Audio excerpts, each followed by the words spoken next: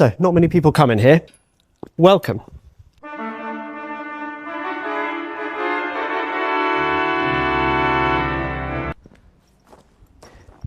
Now you can see that we have a small building that has been added to Salisbury Cathedral round about the 1870s.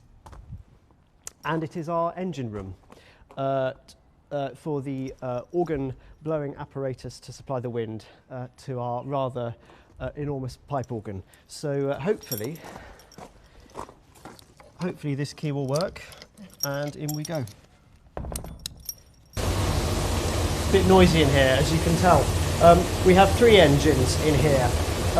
These 2 are the same, and in fact only one of them works at once.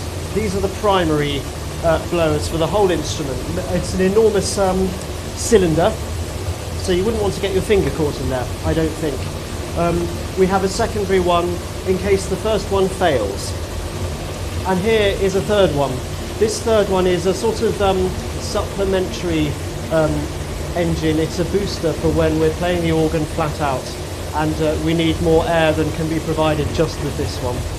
So the blowers draw the air, take it underground into the cathedral, and it re-emerges in the well, part of it re-emerges in the north transept and part of it re-emerges in the choir, so I'll show you that now.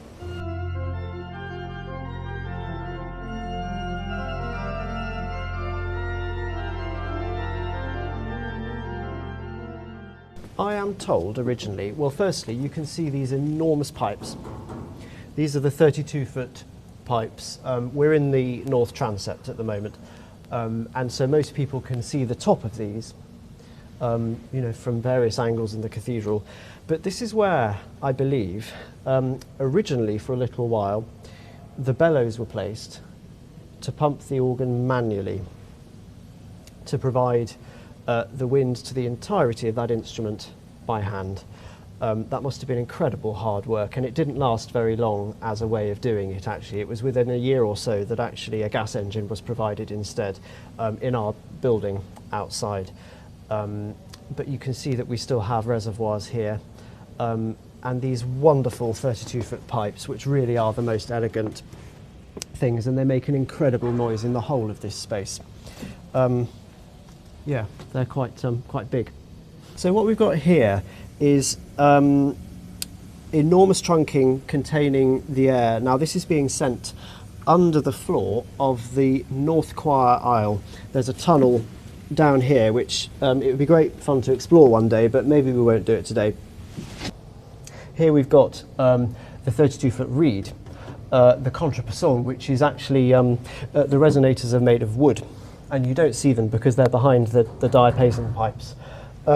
You might also be able to see that we have lots of memorials here, which are these days totally covered over by organ pipes, which is a bit of a shame, but that's what happened.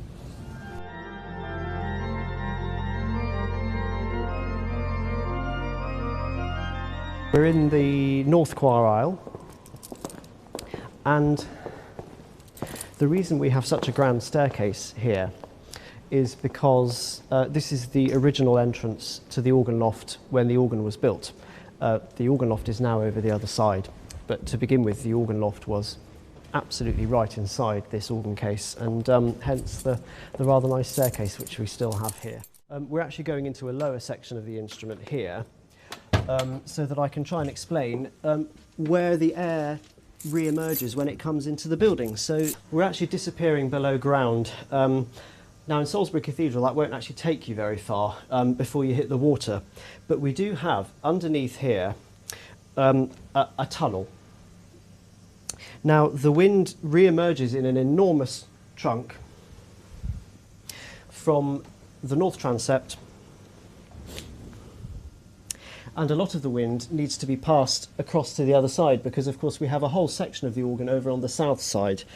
So we have a tunnel down here, and again it would be huge fun to go down there one day, but maybe we won't do that today. I think it's a bit dirty down there.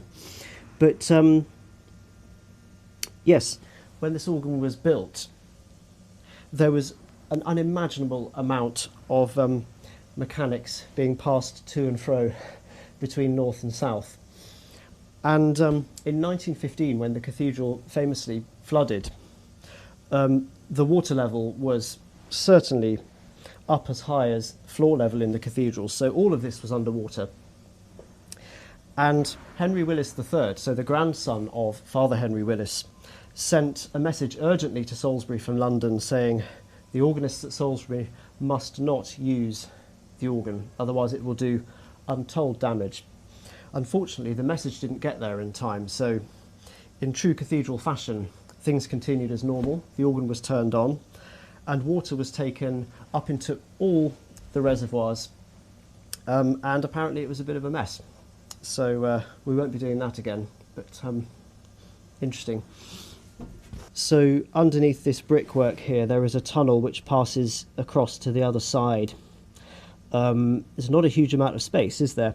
But you can see here the enormous trunking that has come over from under the floor and is used to supply wind to the whole of this north side of the instrument. And there is trunking going underneath the floor to supply wind to the instrument on the south side as well.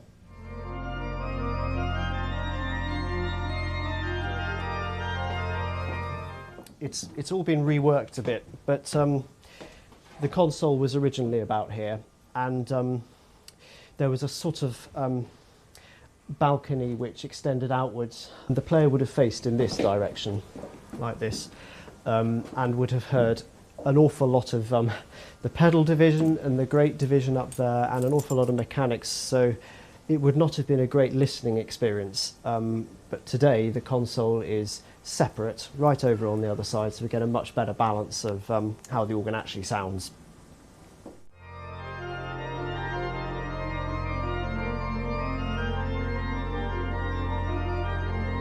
A kind of slider on the top. Well, most of these pipes don't actually have sliders on the top. They have, you can see here, they are just very simply just open at the top, and you can tell that the metal at the top has been shaped over the years. The shaping of the opening at the top is the tuning method.